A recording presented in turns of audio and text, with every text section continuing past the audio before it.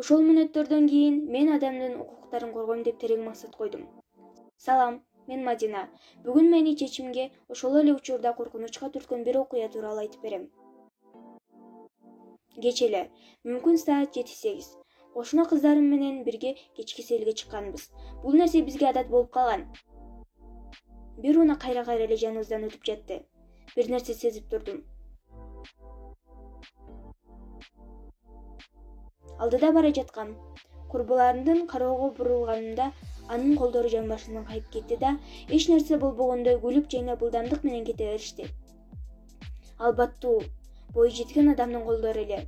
Мүмкүн ага эч нерсе болбогондур, бирок мен өзүмдү колдонулуп калгандай сездим. Шок абалында туруп калдым. Жаным кейип, ичим күйүп турду. Кимге барып эмне кыларымды билген жокмун. Ошол мүнөттөрдөн кийин мен адамдын укуктарын коргойм деп терең максат койдум. Бул максатым менен коркунуч да пайда болду. Мындан ары унаалардан коркор элем. Кандай унаа, кандай айдоочу, кандай жүргүнчү болбосун жанымдан өтөөрдө таш колумда. Мыйзамдарды өз алдынча окуй баштадым. Бир нерсе кылууга кеч болуп калды.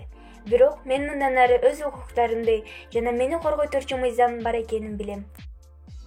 5-берене. Гендердик басмырлоого тыюу салуу. Иштин ар кандай чөйрөсүндө ар кандай жыныстык адамдарга карата тике жана кыйыр гендердик басмырлоого тыюу салынат. Түз гендердик дискриминация төмөнкүлөрдү камтыйт. Үй бүлөлүк абалына, кош бойлуулугуна, потенциалдуу кош бойлуулугуна жана үй бүлөлүк милдеттерине жараша басмырлоо. Жыныстык асылууга, бирдей квалификацияда, бирдей жумуш үчүн ар кандай акы, кыйыр гендердик дискриминация төмөнкүлөрдү камтыйт. Жалпыга маалымдоо каражаттары, билим берүү, маданият аркылуу гендердик стереотиптерди кайра чыгаруу. Белгилүү бир жыныстагы адамдарга зыян келтирүү түрүндө терс кесепеттерге алып келген же алып келиши мүмкүн болгон шарттарды, талаптарды белгилөө.